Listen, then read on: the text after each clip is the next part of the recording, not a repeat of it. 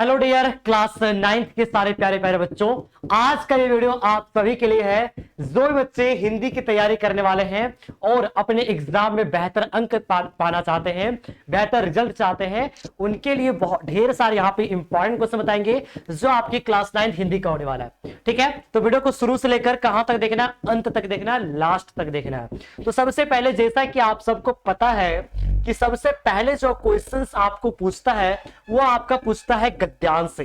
तो हम यहाँ पे गद्यांश के बारे में चर्चा करेंगे, है ना। देखो, हमारे देश में कई प्रकार के त्योहार मनाए जाते हैं। गद्यांश की पहली पंक्ति कह रहा है कि हमारे देश में कई तरह के त्योहार जो है मनाई जाती है ना। बहुत सारे त्योहार, दीपावली, दिवाली, छठ पूजा, दुर्गा पूजा, ईद, बकरीद, पता नहीं क्या क्या आते रहता है। तो ढेर सारे त्योहार मनाया जाता है। इनमें से कुछ धर्म से जुड़े होते हैं तो कोई नववर्ष के आगमन से जुड़े होते हैं। कुछ लोग कुछ त्योहार जो होते हैं धर्म से जुड़ा होता है ना। और कुछ त्योहार जो होता है वो नववर्ष से जुड़ा होता है, जैसे नया साल आया है ना, हैप्पी न्यू ईयर। तो ये सब एक तरह का क्या है, फेस्टिवल ही है, समझ सकते हो ना। हाँ, त्योहारों के कारण पूरा वर्ष उमंग से भरा पूरा बना रहता है। कह रहा है कि त्योहार के कारण, त्योहार की वजह से पूरा वर्ष, पूरा साल एकदम खुशी से भरा हुआ रहता है ना। नववर्ष के आगमन के समय तो खेत लहलहाने लगते हैं। जब नया साल आता है तो उस टाइम खेत लहलहाने लगता है, उनकी कटाई आरंभ हो जाती है, किसान का मन भी खुश हो जाता है। इसी प्रकार महापुरुषों की याद में मनाए जाने वाले त्योहार हमारे मन को देशभक्ति एवं गौरव की भावना से सरोवर कर देते हैं। मतलब कहा जा रहा है ना, जो कि जैसे किसानों का अच्छा दिन जो नहीं होता है, बस वही है ना। किसान वहां पे बहुत ज्यादा खुश होते हैं और इसी प्रकार महापुरुषों की याद में मनाए जाने वाले त्योहार हमारे मन को देशभक्ति और गौरव की भावना से सरोवर कर देते हैं। अरे मतलब महापुरुषों की याद में मनाए जाने वाले त्योहार, महापुरुषों की याद में मनाया जाना त्योहार कौन कौन से है? 26 जनवरी आप बोल सकते हो, है ना। और कई सारे जयंती भी आती है, जैसे 12 जनवरी को विवेकानंद की जयंती आती है और 23 जनवरी को नेताजी सुभाष चंद्र बोस की जयंती आती है ना। तो बस उसी के बारे में कहा गया। सभी त्योहारों के लक्ष्य एक ही है, हम सभी त्योहारों को क्या करें, मिलजुल कर खुशी के साथ, हर्षोल्लास के साथ मनाएं, उन्हें निहित अच्छे विचारों को संपूर्ण समाज में फैलाने में मदद करें, जिससे सभी धर्मों के लोग एकजुटता का भावना जागृत हो सके। ठीक है, चलो क्लियर। अब देखो आगे यहाँ पे क्या कह रहा, गद्यांश के अनुसार जो किसके आगमन से के समय खेत नहाने लगते हैं, तो अभी हम लोग देखिए नववर्ष के आगमन के समय, है ना। आपको सारा का सारा आंसर डियर यहीं पे मिल जाएगा, देखो, है ना। नववर्ष के आगमन के समय तो खेत लहलहाने लगते हैं, मिला ना। बस वहीं से आप लोग को चीटिंग करके लिखना है। जी हाँ, पैसेज की और गद्यांश की सबसे बड़ी खूबसूरती होता है कि आंसर आपको चीटिंग करके लिखना है। ठीक है, गद्यांश के अनुसार हम सभी त्योहारों को मिलजुल कर एक साथ कैसे मनाते हैं, कटुता के साथ, हर्षोल्लास के साथ, पकवान खाने के साथ, नाचने गाने के साथ। तो गद्यांश में उल्लेख है कि हर्षोल्लास के साथ, खुशी के साथ बनाते हैं। आगे देखो, गद्यांश का सर्वाधिक उचित शीर्षक क्या होगा। आखिर गद्यांश का शीर्षक आखिर क्या होगा, सबसे सुटेबल शीर्षक क्या होगा, है ना। सबसे सुटेबल शीर्षक क्या होगा। ठीक है, तो यहां पे आपको देखने को मिल रहा होगा त्योहारों का महत्व, है ना। त्योहारों का महत्व को लेकर यहां पे बातचीत की गई है ना। सारी चीजें उसी बारे में बताया गया है कि त्योहारों का क्या महत्व होता है, एकजुटता यहाँ पे आती है, लोग हंसी खुशी के साथ रहते हैं, है ना। प्रफुल्लित शब्द का मतलब क्या होता है डियर, तो प्रफुल्लित शब्द का मतलब होता है खुशी, है ना। वो खुशी नहीं जिसे आप क्लास में देखते हो मुंह घुमा के, वो डियर नहीं, है ना। वो खुशी फेस में जो आती है उसके बारे में बात की जा रही है। ठीक है, आगे देखो, यहाँ पे अगला है एक पद्यांश दिया गया है, उसको देखना है, समझना है। ठीक है, देखो पद्यांश से रिलेटेड आपको दिया, मतलब 4-5 लाइन का पोयम दे देगा और आपको उसका क्वेश्चन दे देगा, मतलब उसका एमसीक्यू दे देगा, आपको आंसर बस करना रहता है। पक्षी और बादल ये भगवान के डाकिए हैं। यहां पे कहा जा रहा है, कवि कविता के माध्यम से कह रहे हैं कि पक्षी जो है, बादल जो है, ये भगवान के डाकिए के समान है, यानी कि संदेश पहुंचाने का काम करती है, जो एक महादेश से दूसरे महादेश को जाते हैं। मतलब क्या, एक देश से दूसरा देश जाते हैं कौन, पक्षी लोग। हम तो समझ नहीं पाता है, हमारा मुझे में नहीं आता है ना, कौन सा पक्षी कहां कब चला जाता है हमको समझ में नहीं आता है, मगर उनकी लाई चिट्ठियां, पेड़ पौधे, पानी, पहाड़ बाजते हैं, है ना। लाई चिट्ठी संदेश, है ना, वहां से संदेश सुनाती है। अरे पक्षियों का अपना जीवन भी होता है जी, केवल तुम्हारा ही जीवन होगा। हम केवल यह आंकते हैं कि एक देश की धरती दूसरे देश को सुगंध भेजती है।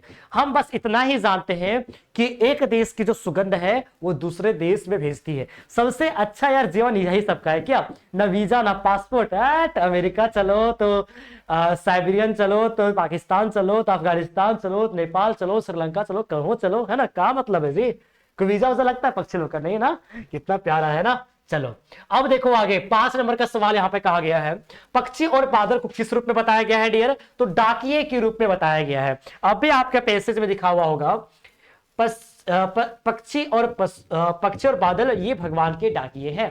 तो बस देख देख के चिटिंग करके आंसर लिखना, कितना बढ़िया है ना।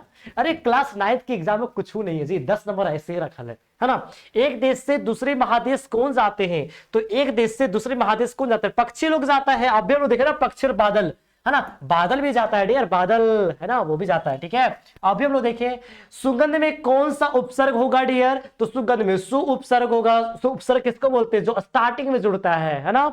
आगे देखो पद्यांश का उचित शीर्षक क्या होगा, तो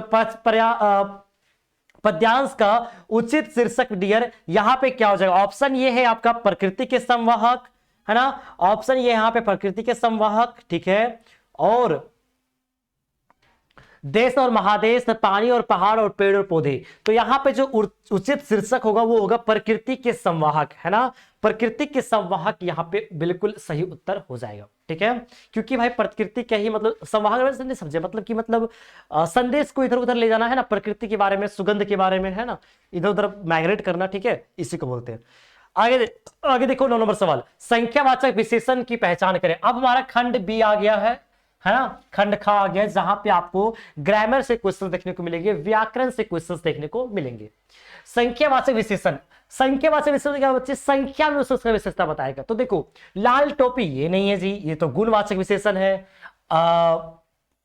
अच्छा आदमी, गोल चश्मा, 2 बेल, जी हाँ, यहां पे संख्या आ गया, ये आपका बिल्कुल सही उत्तर हो जाएगा, ठीक है। विज्ञान शब्द में जब एक प्रत्यय लगा देंगे तो क्या बनता है भाई, वैज्ञानिक बनता है। Option C is the correct answer, है ना। प्रत्यय किसमें लगता है, पीछे लगता है जी, है ना, और उपसर्ग आगे लगता है। इनमें से सरल वाक्य का उदाहरण कौन सा है, तो देखो डियर सरल वाक्य का उदाहरण जो होता है वो सिंपल सेंटेंस रहेगा, है ना, और में खाचू पाचू मतलब बीच में कुछ घुसल नहीं रहेगा। देखो यहाँ पे पहला ऑप्शन है जोर जोर से वर्षा हो रही है, बिल्कुल यही इसका राइट आंसर हो जाएगा। सेकंड ऑप्शन है वर्षा हो रही है और बिजली चमक रहा है, यहाँ पे योजक चिन्ह आ जा रहा है ना, योजक चिन्ह आ जा रहा है, मतलब सिंपल सेंटेंस नहीं है, ये आचू पाचू सेंटेंस है ना। यहाँ पे क्या आ रहा है, योजक चिन्ह आ रहा है, तो ये हमारा सरल वाक्य नहीं होगा। यहाँ पे देखो मोहन ने कहा कि कल वर्षा होगी, ये भी सरल वाक्य नहीं होगा, देख रहे हो यहाँ पे आ जा रहा है। वर्षा हो रही है तथा लड़का खेल रहा है, ये भी नहीं होगा जी, ये हो जाएगा आपका मिश्र वाक्य। क्या हो जाएगा डियर, मिश्र वाक्य। और ये दोनों हो जाएगा संयुक्त वाक्य, है ना। संयुक्त वाक्य बोलते हैं जब 2 सेंटेंस को जोड़ने का काम करता है और योजक चिन्ह लगा हुआ रहता है, जैसे लेकिन, परंतु, तथा और इस टाइप से। और मिश्र वाक्य में क्या होता है, एक दूसरे से आश्रित होता है। चलो क्लियर हो गया होगा। 12 नंबर का फटक से सवाल करते हैं, इनमें से किस वाक्य में कर्ता के ने चिन्ह का प्रयोग हुआ है। अरे बाबा बड़ी इजी है जी, कर्ता के ने में चिन्ह का प्रयोग हुआ। देखो शिक्षक ने कहा है, उसने खाना खा रही है, मोहन ने बाजार गया था, है ना। तो आपको बच्चा सुटेबल वाक्य ढूंढना है। क्या ढूंढना है बच्चा, सुटेबल वाक्य ढूंढना है, ठीक है। सीता ने भजन गा रही थी, देखो सुटेबल यहाँ पे क्या है ना, ऑप्शन ये है। अब यहाँ पे देखो मोहन ने बाजार गया था, क्या मजा आ रहा सुनने में, नहीं ना, गलती है, मोहन ने बाजार गया था, नहीं मोहन बाजार गया था ऐसा होगा। उसने खाना खा रही थी, ये भी नहीं होगा, वह खाना खा रही थी ऐसा होता है। सीता ने भजन गा रहे थे, अरे सीता भजन गा रहे थे, सिंपल लिखो ना, ने वो क्या लगा रहा है, जहां पे मतलब व्याकरण की शुद्धि आपको पकड़ना पड़ेगा। शिक्षक ने कहा है, यहाँ ये बिल्कुल आपका बिल्कुल सही उत्तर हो जाएगा। सकार का विलोम शब्द क्या होगा डियर, तो निराकार होगा। ये सब कोई क्वेश्चन है जी, इतना इजी क्वेश्चन। ईंट का जवाब पत्थर से देना मुहावरे का सही अर्थ क्या डियर, तो ईंट का जवाब पत्थर से देना मतलब कड़क जवाब देना, है ना, कड़ा प्रतिरोध करना, ठीक है। Option is the correct answer. निम्न में से कौन सा शब्द एक वचन है, तो डियर आकाश जो है ये एक वचन है, बाकी प्राण, आंसू, दर्शन ये एक बहुवचन शब्द है, ठीक है, याद रखिएगा। औपचारिक पत्र में इन निम्न में से कौन सा विकल्प नहीं होगा? तो डियर औपचारिक पत्र में दिनांक भी होता है, विषय भी होता है, पता भी होता है, लेकिन यहां पूछ रहा नहीं होगा, तो नहीं कौन सा? अभिवादन। अभिवादन जो है डियर ये औपचारिक पत्र में नहीं आएगा। ठीक है, आगे देखो डियर, अगला सवाल है संवाद में कौन से अंश आवश्यक होते हैं? आखिर संवाद में कौन से अंश आवश्यक होते हैं? जब हम किसी से बातचीत करें, संवाद कर रहे हैं, तो नाम, भाषा, स्थान और गतिविधि, ये सारे चीजें आवश्यक होती है। अब वो अंग्रेज रहेगा, चाहे मान के चलो कोई दूसरा देश का रहेगा, ठीक है, मान लो जापानीज रहेगा, तो अगर भाषा हमारा नहीं पूछे मारा तो बात कर पाएंगे क्या? नहीं बात कर पाएंगे। तो किसी से भी बात करने के लिए जो नाम होता है वो भी जरूरी है, भाषा जरूरी है, स्थान जरूरी है और गतिविधि जरूरी है, याद रखिएगा। आगे देखो डियर, अब आपका पाठ्य पुस्तक से आ गया है। देखो यहाँ पे एक 4-5 लाइन का पोयम है, पढ़ते फटाक से। एक काले माथे वाली चतुर चिड़िया, कवि कहते हैं एक काला माथा वाली जो चतुर चिड़िया है, होशियार चिड़िया है, श्वेत पंखों के झपाटे मार फौरन सफेद पंखों के साथ फटक से झपाटा मारती है, टूट पड़ती है भरे जल के हृदय पर। कह रहा है ना, टूट पड़ती है भरे जल के हृदय पर। भरे मतलब जल के हृदय, मतलब अच्छा, जल के हृदय का मतलब होता है बीच जल में, है ना। तो जैसे नदी है, तालाब है, तो फिर बीच में होगा ना, बस उसी को बोलते हैं जल का हृदय। मतलब क्या? भरा हुआ पूरा पानी में, बिचुआ में टूट पड़ती है, झपाटा मारती है। एक उजली चुटुल मछली, मतलब एक मछली जो उछलता नहीं है, उसके लिए चोंच पीली में दबाकर, पीला चोंच दबाती है, उड़ जाती है गगन में और फटाक से आसमान उड़ जाती है ना। कितना प्यारा था। आगे देखो, चिड़िया के माथे का रंग कैसा? अभी ना किसी काला है, ऑप्शन ए करेक्ट आंसर। आगे देखो, कवि ने चतुर किसे कहा है? भाई कवि ने चतुर चिड़िया को कहा है, ठीक है। चिड़िया मछली को किस प्रकार पकड़ती है? छपाटे मारकर पकड़ती है, ऑप्शन डी इसका करेक्ट आंसर है। गगन का पर्यायवाची शब्द कौन नहीं होगा? तो आकाश होता है, नभ होता है, आसमान होता है, लेकिन वसुधा जो होता है डियर, ये इसका पर्यायवाची शब्द नहीं है। ये किसका होता है? ये पृथ्वी का होता है। किसका होता है डियर? पृथ्वी का होता है, ठीक है। आगे देखो, अगला सवाल की ओर बढ़ते हैं हम, 23 नंबर सवाल। हाँ, अब यहां से आपका किताब से क्वेश्चन आ जाता है, जो कि आप लोगों को मन में बताना है, और आप लोग 40 में से कितना आंसर कर पा रहे हैं ये आपको बताना है, ठीक है। 23 नंबर सवाल देखते हैं। साखिया एवं शब्द पाठ के आधार पर दिए गए पदों और उनकी तत्सम रूप में दिए गए इनमें से कौन सा विकल्प गलत विकल्प होगा? तो देखो डियर, यहाँ पे निरपेक्ष और निष्पक्ष ये सही है, यहाँ पे बोल रहा है गलत विकल्प कौन सा होगा, है ना। इस चैप्टर के अनुसार जो पदों और उनकी तत्सम रूप का जो विकल्प दिया गया है उसमें कौन सा गलत होगा? तो निरपेक्ष और निष्पक्ष वो सही है। देखो डियर, यहाँ पे ना पूछ रहा है आपको तत्सम रूप। तत्सम रूप होता है जो संस्कृत में उपयोग होता है, ठीक है। संस्कृत में उपयोग होता है तत्सम रूप, और उसको मॉडिफिकेशन करके जब हम हिंदी में प्रयोग करते हैं, जैसे कि अग्नि। अग्नि क्या है? ये एक तत्सम रूप है ना, ये एक तत्सम रूप है, लेकिन हम लोग इसको मॉडिफिकेशन कर दिया और क्या लिख दिए? आग। तो ये हमारा तद्भव रूप है। तद्भव मतलब अच्छा, मतलब ये जो तद्भव होता है ना, बेसिकली हिंदी आप बोल सकते हो, लेकिन जो तत्सम होता है ये संस्कृत से लिया जाता है, ठीक है। ये संस्कृत शब्द होता है। क्लियर होगा? तो ये भी सही है। अनंत, अनंत, अनंत ये भी सही है। दुहु दोनों ये भी सही है, लेकिन ये डियर ये विकल्प जो है पूरी तरीके से गलत है, तो ऑप्शन ये इसका करेक्ट आंसर हो जाएगा। वाक पाठ के आधार पर, है ना, अगला सवाल हमारे पास। वाक पाठ के आधार पर निम्नलिखित में से कौन सा वाक्य सही है? ठीक है, यहां पे कौन सा वाक्य सही है? वाक पाठ के आधार पर, मतलब वाक जो आपका चैप्टर था उसके आधार पर कौन सा जो सेंटेंस है वो सही है। तो देखो डियर, वहां पे एक सेंटेंस था, भोग और त्याग के बीच मध्यम मार्ग अपनाना चाहिए, जो कि बिल्कुल सही है। बाकी इस चीज को जिक्र वहां पे किया ही नहीं गया था, तो इसको देखने का कोई मतलब ही नहीं है ना। चलो 25 नंबर आंसर करते हैं। केती और कोकिला कविता के अनुसार, देख रहे हो, मतलब बच्चा आप लोग का ना क्वेश्चन सारा चैप्टर से जो दिया जाएगा, है ना, वो चैप्टर के बीच से ही रहेगा, ठीक है। ज्यादा टफ नहीं रहेगा, डरने की बात नहीं है। बाकी आप लोग को ना सारा क्वेश्चन हम प्रिपरेशन करवा दे रहे हैं, लाइव क्लास भी चल रही है ना, तो डरने की वैसे जरूरत है नहीं।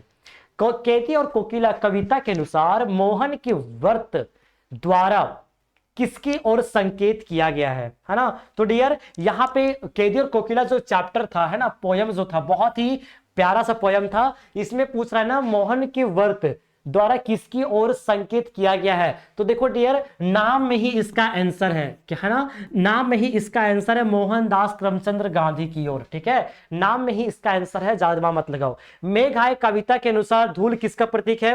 तो डियर धूल युवती का प्रतीक है मेघाय कविता के अनुसार। ठीक है, आगे देखो, अब यहां पे प्यारा सा आपको गद्यांश दिया गया है, गद्यांश को पढ़ते हैं। गधे को कभी क्रोध नहीं सुना, क्रोध करते नहीं सुना, जी हाँ बिल्कुल ना देखा। ठीक है, जितना चाहे गरीब को मारो, चाहे जैसे खराब सड़ी हुई घास सामने डाल दो, उसके चेहरे पर कभी असंतोष की छाया भी नहीं दिखाई देती। देखो यहाँ पर ये कहा जा रहा है ना कि गधा जो होता है बहुत ही सहनशील व्यक्ति होता है। ठीक है, मतलब व्यक्ति नहीं, सॉरी, सहनशील जानवर होता है ना। तो मतलब उसको कितना भी मार दो, है ना, चाहे उसको कोई खराब खाना ही दे दो, सड़ा हुआ घास दे दो, कुछ भी कर दो, वो गुस्सा नहीं होगा, वो संतोष रहेगा, है ना। इस टाइप से यहाँ पे लिखा गया है। आगे देखो, वैशाख में चाहे एकाध बार कुलेल कर लेता हो, मतलब वैशाख में कुलेल मतलब क्या होता है? मटर गश्ती, है ना, नहीं बोलते हो कुलेली खली करेगा रे, है ना, बोलते हो ना। चलो, पर हमने तो उसे कभी खुश होते नहीं देखा, कभी ओकरा खुश होते हुए नहीं देखा है। कौन? अरे जो लिखा है वो। ठीक है, उसके चेहरे पर एक विषाद स्थायी रूप से छाया रहता है, सुख दुख हानि लाभ किसी भी दशा में उसे बदलते नहीं देखा। मतलब कुछ भी आ जाए डियर, हानि रहे लाभ रहे, भूखे रहे सुख, मतलब खुश रहे दुख रहे, किसी भी समय में ना उसको बदलते हुए नहीं देखा है। ऋषि मुनियों के जितने गुण है, ऋषि मुनि क्या होता है? बहुत ही सहनशील व्यक्ति होते हैं, बहुत ही मतलब सहनशील होते हैं, संतोषजनक होते हैं, उनके अंदर ये गुण होता है, वो क्रोध जल्दी से नहीं करेंगे, उनके अंदर संतोष की भावना रहेगी, है ना। ऋषि मुनि जो असली ऋषि मुनि होते हैं, ठीक है, तो मतलब उसी के जैसा गुण है इसके अंदर। ठीक है, वे सभी अपनी प्रकाष्ठा को पहुंच गए हैं, पर आदमी उसे बेवकूफ समझता है। इतना गुण होने के बाद आदमी क्या बोलता है? अरे तुम गधा है क्या? मतलब समझ रहे हो, उसको बेवकूफ समझता है, बेवकूफ से मतलब गधा को कंपेयर कर देता है। ठीक है, हाँ, सद्गुणों का इतना अनादर नहीं होते देखा। ठीक है, चलो अब आगे देखते हैं। गधा कैसा प्राणी है जी? तो गधा कैसा है? हिंसक है, सहनशील है, क्रोधी, उदंड है। तो अभी हम लोग देखिए सहनशील सहनशील सहनशील, तो बस क्लियर करो। आगे देखो, गधे में ऋषि मुनियों का कौन सा गुण पाया जाता है डियर? तो गधों में ऋषि मुनियों का कौन सा गुण पाया जाता है? तो सुख दुख में समान भाव से रहने का। ठीक है, ऑप्शन ये इसका बिल्कुल सही उत्तर हो जाएगा। गधे को आदमी क्या समझता है? बेवकूफ समझता है जी। आगे देखो अगला सवाल 30 नंबर का, गद्यांश के अनुसार विषाद का अर्थ क्या होगा? तो गद्यांश बच्चा विषाद जो यहाँ पे जिक्र था उसका आखिर अर्थ क्या होगा? तो उसका डियर अर्थ हो जाएगा दुख। क्या हो जाएगा डियर? दुख। अब देखो आपका बुक से क्वेश्चन फिर से आ रहा है। लहासा की ओर जो चैप्टर है इसमें लेखक के सहयात्री का क्या नाम था? तो सुमति नाम था। ठीक है, क्या नाम था डियर? सुमति नाम था, है ना। लेखक के साथ जो यात्रा कर रहे थे ना, तो उसमें क्या नाम था? सुमति नाम था। ठीक है, सांवले सपनों की याद में पाठ के अनुसार साइलेंट वैली कहां स्थित है? तो देखो डियर, सांवले सपनों की याद जो चैप्टर है आपका, उसमें जो साइलेंट वैली है वो कहां पे स्थित है? तो आप देखे होंगे चैप्टर में, वो केरल में स्थित है, केरल में स्थित है। ठीक है, आगे देखो, किस ब्रिटिश सेनापति ने देवी मैना पर सहानुभूति दिखलाई थी? तो किस ब्रिटिश सेनापति ने देवी मैना पर सहानुभूति दिखलाई थी? तो सर टॉमस है। ऑप्शन बी यहां पे बिल्कुल सही उत्तर हो जाएगा। आगे देखो, है ना, सारा बच्चे मतलब कहा जा रहा है ना सारा आपको किताब से ही है, तो आपका अगर बुक वगैरह क्लियर होगा ना तो आपका सारा क्वेश्चन भी क्लियर आई थिंक हो जाएगा। मेरे बचपन के दिन चैप्टर में जो महादेवी वर्मा है उनको उनकी माता जी ने सबसे पहले किस ग्रंथ को पढ़ना सिखलाया? तो बच्चा मेरी बचपन के दिन जो था ना उसमें सबसे पहले कौन सा मतलब ग्रंथ पढ़ना सिखाया था डियर? तो पता होगा महादेवी वर्मा जो है ना बहुत ही मतलब ये अच्छे लेखिका रही है ना। तो ये जो चैप्टर था मेरे बचपन के दिन उसमें साफ साफ उल्लेख किया गया है। ये महादेवी वर्मा जी कहते हैं कि हमको ना मम्मी ने बचपन में पंचतंत्र से पढ़ना सिखाया था, पंचतंत्र मतलब सिखाए थे, पंचतंत्र ग्रंथ को पढ़ना। ठीक है, आगे देखो, जूता हमेशा टोपी से कीमती रहा है। अरे जूता हमेशा टोपी से कीमती रहा, ये जी अरे बाबा, ये हमको सुना सुना लग रहा है जी, है ना। बस कुछ दिमाग मत लगाओ। जूता यहाँ पे देखो, जूता यहाँ पे देखो, फटाक से टिक लगाओ, है ना, फटाक से टिक लगाओ। प्रेमचंद्र के फटे जूते वहीं पे था ये वाला। ठीक है, आज देखो, मेरे संग की औरतें पाठ में लेखिका की नानी ने अपने पति के मित्र प्यारे लाल से, बाप रे बाप कितना लंबा है जी। मेरे संग की औरतें चैप्टर जो था, है ना, लेखिका की नानी, अक्कर बात कौन सी है जी, ने अपने पति के मित्र, अरे सीधे नाना बोल दिन रे, इतना लंबा लंबा लिखा देखो तो। लेखिका की नानी ने अपने पति के मित्र, मतलब लेखिका के नन्ना के मित्र, ठीक है, प्यारे लाल से अपनी पुत्री के लिए कैसा वर ढूंढने के लिए आग्रह किया। देखो कितना लंबा चौड़ा जानबूझ के लिख दिया है जी। इतना सिंपल सा क्वेश्चन है ना। तो बाबू नानी चाहती थी ना कि ओकर बेटी की शादी ने, अगर बेटी की शादी किसी मतलब क्या रहे, कोई बढ़िया सा लड़का, वर मतलब क्या, बच्चा ढूंढ, दुल्हा, ठीक है, तो कोई बढ़िया सा सरकारी नौकरी वाला है ना, सरकारी नौकरी उकरी वाला कोई बढ़िया सा मिल जेते ना तो बढ़िया रहता है। कौन सोचता था, बच्चा इसकी ननिया सब सोचती थी, ठीक है। तो आजाद का सिपाही यहाँ पे बिल्कुल सही उत्तर हो जाएगा। वो नहीं चाहते थे कि कोई अंग्रेज का मतलब चेला उला रहे, ठीक है, वो बस हमारे देश का रहे और कोई सरकारी जॉब वाला, ठीक है, और कोई मतलब सरकारी के काम करने वाला, ठीक है, तो ऐसा। तो आजादी का सिपाही बिल्कुल सही उत्तर हो जाएगा। रीढ़ की हड्डी जो एकांकी रचनाकार है, इसमें से निम्नलिखित में से कौन है। तो बच्चा रीढ़ की हड्डी जो था उसमें जगदीश चंद्र माथुर, ठीक है, कने हैं जगदीश चंद्र माथुर जी, कने हैं, हाँ ऑप्शन सी में है, ठीक है। आगे देखो ऑप्शन सी इसका बिल्कुल सही उत्तर हो जाएगा। रीढ़ की हड्डी एकांकी में विवाह योग्य कन्या का नाम क्या है डियर। तो रीढ़ की हड्डी एकांकी विवाह का नाम, विवाह योग्य का नाम है उमा। क्या नाम बच्चा, उमा, ठीक है। आगे देखो अगर यहाँ पे ऑप्शन ये बिल्कुल सही उत्तर हो जाएगा, ठीक है।